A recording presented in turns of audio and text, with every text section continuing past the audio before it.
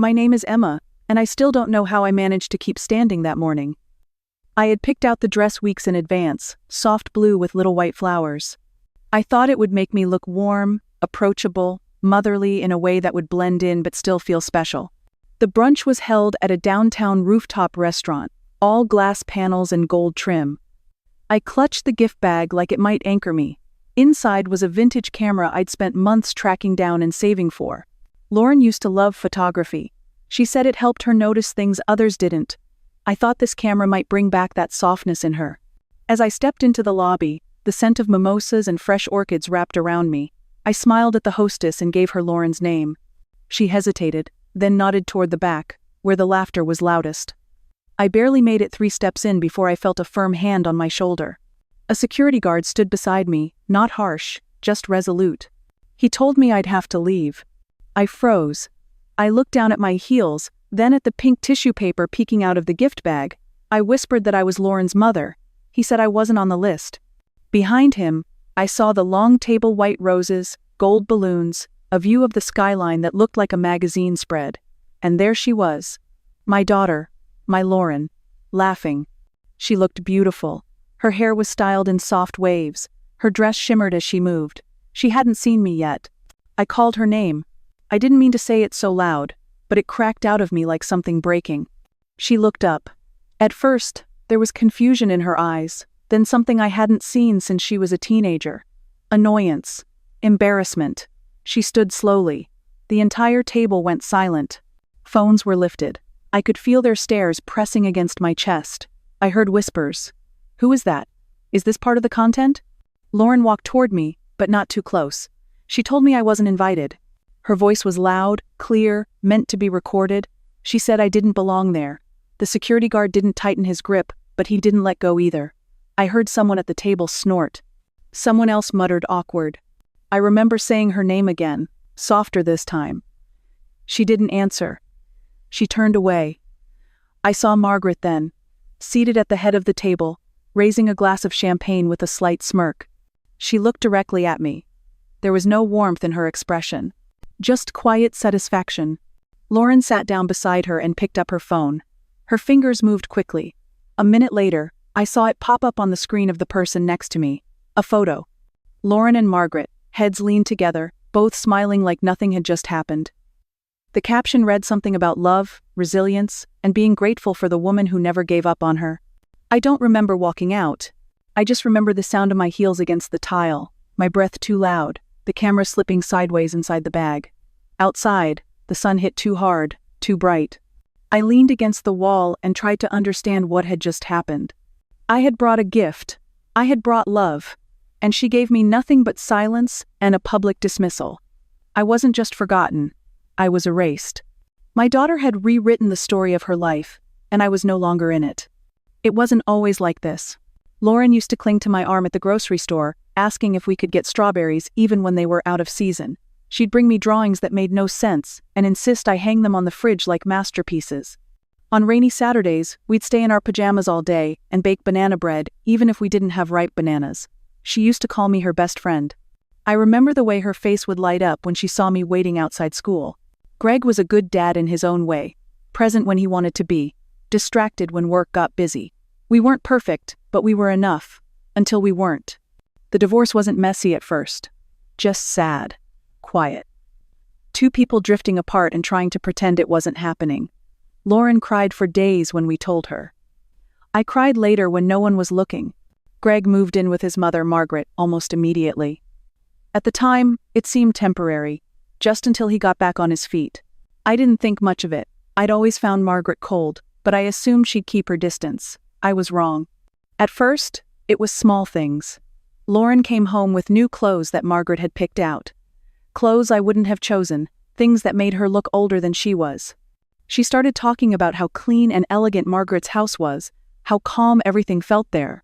I remember her saying once, "You should see how Grandma does dinner. Real cloth napkins and everything." She started comparing us. Subtly, quietly, but it was there. Grandma always makes time to help me with homework. Grandma always says I should speak up more. Grandma says I'm special, not just smart, but really special.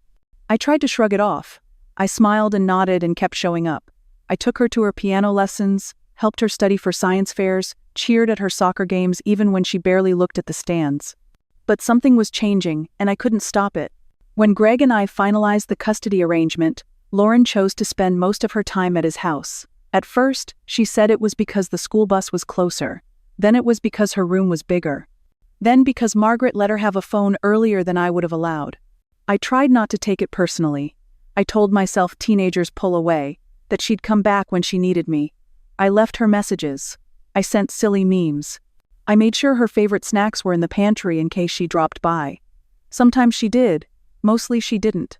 One night, I saw a photo on her social media. It was her birthday. She was blowing out candles on a cake Margaret had made, surrounded by her dad and his family. I hadn't even known they were celebrating early. She hadn't invited me. I stared at the screen for a long time, then turned my phone over and sat in the dark. I wasn't losing my daughter in one dramatic moment. I was losing her inch by inch, day by day. She was slipping through my fingers like water, and every time I reached out, Margaret was already there, waiting to catch her. The thing that haunts me the most is how easily it all seemed to happen. There wasn't one big fight.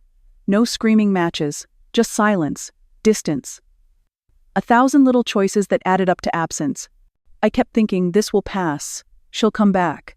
She'll remember who held her during fevers and taught her how to braid her hair and sat through all her school plays, even the ones where she forgot her lines. But then came the brunch, the camera, the caption, and I knew. I hadn't just lost her for a while. I'd been written out completely, like I'd never mattered at all. I had been avoiding Greg's old study for 2 years. The door stayed shut like a sealed memory, and I told myself I'd get to it eventually. But eventually kept slipping further away. Lauren had mentioned once, months ago, that it would make a good space for a home office. She said it in passing, like she didn't really expect me to say yes. I said I'd think about it, even though I already knew I'd say yes if it meant she might visit more. That morning, the light hit the hallway just right, and something inside me shifted. I opened the door, and the familiar scent hit me. Paper, dust, old cologne. Time felt thick in that room, like it hadn't moved since Greg left. The desk was still covered in old paperwork and tax folders. A few of his framed certificates leaned against the wall. I didn't know where to start, so I sat in his chair and looked around. It felt strange, like sitting in someone else's skin. I started with the drawers. Tossed out old pens that didn't work, rubber bands turned brittle, receipts that didn't matter anymore. It was slow, mechanical. Something to keep my hands busy while my mind stayed quiet. In the bottom right drawer, something caught my eye. The back panel looked uneven, like it had been forced in. I pressed gently and it wobbled. I pressed again, harder this time, and the panel popped loose. Behind it was a thick manila envelope. I stared at it for a second before reaching in. The paper felt heavy, like it had been waiting there a long time. There was no label, just a crease along the edge where it had been opened and closed too many times. I didn't open it right away. I turned it over in my hands, my fingers brushing the corners. Something told me this wasn't part of Greg's usual mess. It had been hidden. On purpose. I stood up slowly, envelope in hand, and looked around the room again. Nothing had changed, but suddenly it felt different. Like the air had shifted. I carried the envelope out to the kitchen table, the way someone might carry something fragile or dangerous. I poured myself a glass of water I didn't drink and sat down. I wasn't sure what I expected.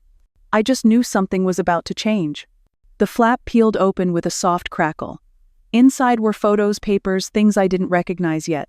But the moment I saw Margaret's face in one of the pictures, something inside me went still. I didn't know what it meant yet, but I knew it wasn't nothing. The first photo hit me like a slap. Margaret, in a silk blouse I remembered from a charity gala, standing too close to a man I recognized as Richard Faulkner. He was married, wealthy, a board member at Greg's old firm. They were holding hands in the photo, her face turned just enough to show she knew the camera was there. I flipped it over. A date was scrawled on the back in neat handwriting. I didn't recognize the ink, but something about it made my stomach twist.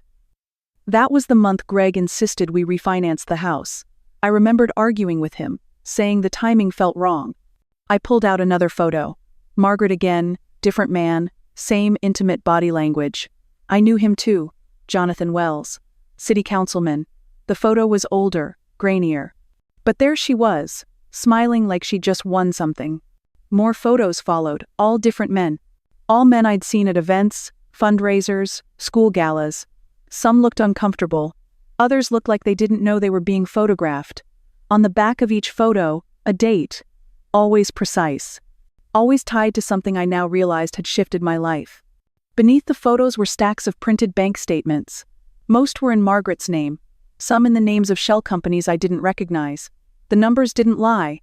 5,000 here, 10,000 there.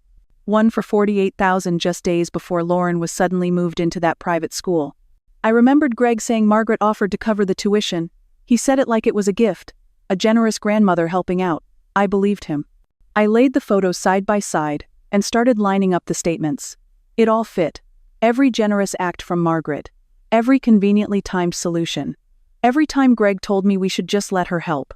It had never been kindness, it had been leverage. She wasn't just interfering, she was orchestrating. I thought of the fights Greg and I had, the sudden shifts in his moods, the tension that always seemed to hang between us after a dinner with her. I thought of the court hearing where the investigator made me sound unstable. I thought of Lauren choosing to stay with her dad, and with Margaret. I pushed the envelope aside and stared at the table. My fingers were trembling. My throat was dry. This wasn't a misunderstanding. This wasn't a bad divorce. It was something else entirely. Margaret had been pulling strings for years, quietly, carefully, and I had been living inside her design without even knowing it. I thought I'd been forgotten, replaced, but now I knew the truth. I'd been erased, intentionally, and I wasn't going to let it continue. I didn't check my phone right away.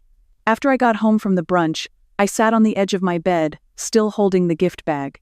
The tissue paper had crumpled in my grip. The camera was fine, but the box had bent in one corner. Eventually, I walked to the kitchen and poured a glass of water I didn't touch. The silence in the house was thick. I could still hear Lauren's voice in my head, sharp and final, telling me I didn't belong. I turned my phone over on the counter, stared at the screen, then finally opened it. My messages had exploded. Texts from people I hadn't heard from in years. One from my sister, asking if I was okay.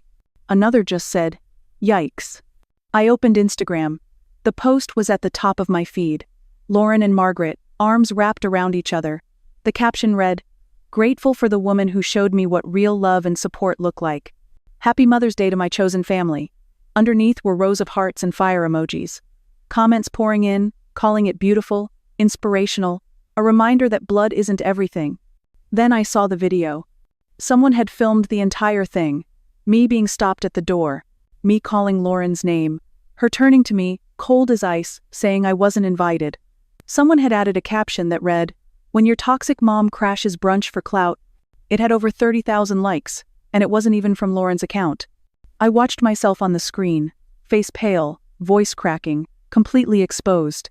People were laughing in the comments. Others were dissecting my dress, my posture, the way I clutched the bag. A few called me mentally unwell. One person wrote that this is why boundaries matter. I felt sick, not just embarrassed, exposed in a way that made my skin crawl. My own daughter had turned me into a cautionary tale, a viral lesson in what not to be. But underneath the shame, something else began to simmer. I thought about the photos on my kitchen table, the bank statements, the trail that led straight to Margaret. She had done this. She had made me look like a fool, like I was desperate, like I had imagined everything. I opened the folder again and looked through the contents one more time. Each page told a story she never thought anyone would uncover. I remembered the smug smile on her face at the restaurant, the way she raised her glass as if to toast her victory. It wasn't over. She wanted the world to think I was unhinged, clinging to something that never existed. But I wasn't clinging, I was holding proof. And maybe I had been quiet for too long. I turned off my phone and stood at the sink. Outside, the sun was going down. The sky looked like it was on fire, streaked with orange and gold. It reminded me of the photos Lauren used to take, before all of this. I didn't know if I could get my daughter back. But I knew I wasn't going to be erased without a fight. The call came just after noon. I was still in my robe, sitting at the kitchen table with the envelope spread open again. I hadn't slept much the night before. Every time I closed my eyes, I saw Margaret's face, smiling in those photographs like she owned the world. I didn't recognize the number, but something told me to answer. A man's voice on the other end, calm and professional. He said his name was Detective James Carter. He was with the Financial Crimes Unit and asked if I had a moment to talk. My throat went dry. I told him yes. He said he was calling regarding an open investigation into a woman named Margaret Wilson. My hand tightened around the coffee mug. I asked what kind of investigation.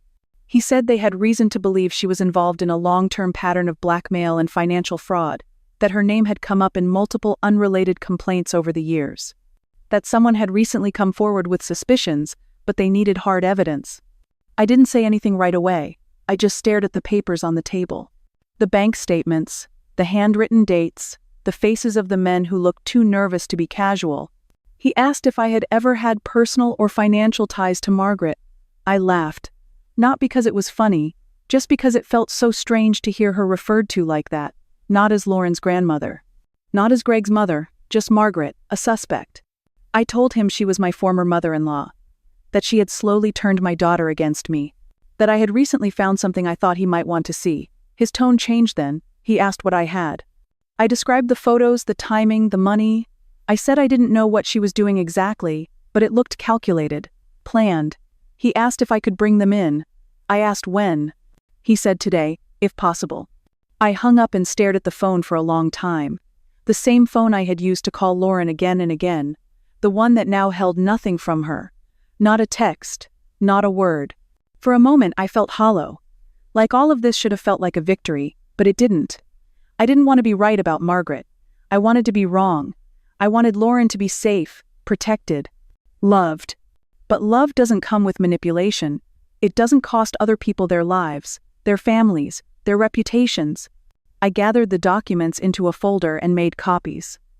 My hands shook as I slid each sheet into place. This wasn't just about proving something to the police. It was about proving something to myself. That I hadn't imagined the coldness, the control. The way she had always positioned herself like a savior while quietly destroying everything I had. She had taken my daughter from me.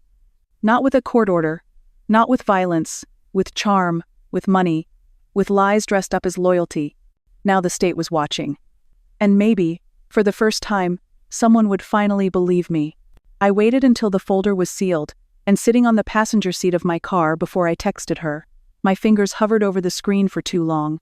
Every word felt like it could either open a door or lock it shut for good. I typed slowly. Lauren, we need to talk. It's about Margaret. I have proof. Please call me. I hit send and stared at the screen like it might change. 10 minutes passed. Then 15. I watched the typing bubble flicker on, then vanish. My heart pounded so loud I could hear it in my ears. Finally, a message appeared. Stop. I'm not doing this with you again. You've made your feelings about her clear. I swallowed hard. I told myself to stay calm. She was reacting with emotion, not logic. I wrote back. This isn't about feelings, it's about facts, about what she's done, about how she's used you. Another pause. Then came the reply. She's helped me. She's been there when you weren't. You don't get to rewrite history just because you're angry. My fingers trembled as I responded. You think she helped, but everything she gave you was paid for with money she got from blackmail. I have the photos, the statements, it's all here. No response. A full minute. Then 2. I called. It rang twice and went to voicemail. I called again. This time she picked up. Her voice was sharp. What are you talking about? What blackmail? I told her about the photos, about the men, the dates on the back, the timing of her school tuition, the phone she got early, the job referral that seemed too convenient. She tried to cut me off. That doesn't prove anything. I asked her to think. Had anything Margaret ever given her come with no strings? No subtle guilt? No pressure to distance from me? I heard her breathing change. She said she had to go. I begged her to stay on the line. I told her about one photo in particular, Margaret with Councilman Wells. I reminded her that the month the photo was taken, Margaret offered to cover her private school tuition, that the deposit on her bank statement matched the tuition cost almost exactly. Silence. Then she said quietly, "That's weird. I never thought about that." I pushed harder. I asked her if she remembered when the family trip to Italy got canceled last minute and Greg got a sudden promotion. Another photo, another check, another lie hidden behind a generous act. She whispered, "Why would she do this?" I told her I didn't know. Control. Power. Maybe just because she could, but that none of it was love. Not real love. Her voice was smaller now. "And you have all of it?" I said yes, and the police do too. There's an active investigation, they're getting ready to arrest her. She didn't say anything for a long time. I could hear something in the background. Margaret's voice. Soft, calm, almost rehearsed. Then Lauren said, "I need to ask her myself." I told her not to go, that it wasn't safe, that Margaret wasn't going to admit anything. But her voice had changed. Not angry, not defensive, just cold with confusion. If she's lying, I need to see it in her face. Then she hung up. I stared at the screen, heart racing, knowing this wasn't over. Not even close. The last message I got from Lauren was short. "I'm here. She's making tea." Then nothing. I waited, holding my phone like it was a lifeline. Minutes passed, then 10, then 20. I texted again. "Are you okay?" No response. I called. Straight to voicemail. I tried again. Same thing. My chest tightened. I felt it first in my ribs, then in my throat. I called Detective Carter. He answered on the second ring. I told him Lauren had gone to Margaret's house, alone. I told him she wasn't answering. There was a pause. Then his voice got quiet. "We've had a car outside her place since yesterday, but we lost sight of your daughter about 15 minutes ago." They went into a back room. Curtains drawn. My legs gave out and I sat hard on the kitchen floor. My fingers were still gripping the phone. He said they were working on getting closer. But they hadn't made contact since. I didn't hear anything else, he said. I grabbed my keys and ran for the door. I didn't care if it was reckless. I just knew my daughter was in that house with a woman who had spent years lying to her. A woman with everything to lose. The drive felt like it took hours. My thoughts were scattered, looping the same worst-case scenario. What if Margaret found out about the police? What if she panicked? What if Lauren pushed too far? I blew through 2 yellow lights and barely slowed at the turns. I kept thinking about that last look on Lauren's face, the way her voice had gone quiet. Like a child standing on the edge of something she didn't want to see. When I turned onto Margaret Street, I saw the police car first. Then another one. Officers standing near the sidewalk, speaking into radios. I slammed the brakes and jumped out before the car had fully stopped. Detective Carter met me at the curb. His expression was tight. He told me they were preparing to go in, that Margaret had locked the doors, that Lauren was still inside. I looked at the house, perfect hedges, white shutters, flowers in hanging baskets on the porch, and behind that front door, my daughter. I had sent her into the lion's den. I just didn't think the lion would be desperate enough to bite. Margaret opened the door before I could knock. Her smile was smooth, her lipstick perfect. She looked like a hostess welcoming a guest, not a woman hiding from the truth. I stepped inside, my chest tight around the wire hidden under my sweater. The house smelled like lavender and lemon polish, everything in its place, everything under control. She led me into the kitchen, gesturing toward the counter like we were about to catch up over coffee. I told her I wasn't staying long. Her eyes flicked to the hallway behind me. I knew Lauren was somewhere nearby. I asked where she was. She said she was resting. She'd been upset by all my drama. I clenched my hands to keep from showing too much. I told her I had questions. About the money. About the men. About the reports that ruined my name. Her smile didn't falter. She said I'd always been fragile, that Greg had tried to protect Lauren from my instability. I leaned in. I asked her if she remembered Councilman Wells, Jonathan Faulkner, Richard Brennan. I asked if she remembered the checks, the photos, the envelope in Greg's desk.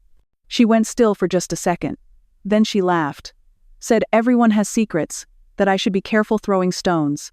I told her the police were outside, that they had everything. She narrowed her eyes, said I was bluffing, that no one would believe me. I reminded her that Lauren already suspected the truth. Her face changed then, not fear, something worse, fury. She called me pathetic, said I was jealous, that I couldn't handle being replaced. I asked her why she did it, why she needed to ruin everything. She looked me in the eye and said she made Lauren into someone who mattered. That I would have smothered her with mediocrity. The words burned through me, but I didn't move. I had to keep her talking. I had to give Lauren time. Then I heard the creak of the floor behind me. I turned. Lauren stood in the doorway, her face pale, her eyes wide. She had heard everything. Margaret started to speak, her tone switching to sweet again, but Lauren held up a hand. She looked at me, then at her. Her voice shook. Tell me the truth, right now. Lauren didn't move at first. Her eyes were locked on Margaret, her mouth slightly open like she couldn't find the words. I didn't speak either. I was afraid to breathe, afraid that one wrong sound might shatter the moment. Margaret stepped forward, voice soft again, trying to reach her. She said it was all misunderstood, that everything she did was for Lauren's future. She stretched out her hand like it could erase what had just been said. But Lauren didn't take it. She looked at me. Her eyes were glassy, her lips trembling. Then, slowly, she turned her back on Margaret and walked toward me. My body stayed frozen until her arms came around me. I felt her press against me like she used to when she was small. My arms wrapped around her before I could think. Her breath hitched against my neck, and mine caught in my throat. She whispered something, but I couldn't make out the words. It didn't matter. I held her tighter. The door slammed open. Voices shouted. Footsteps rushed in. Red and blue lights spilled across the kitchen tiles. The sound of cuffs clicking broke the silence.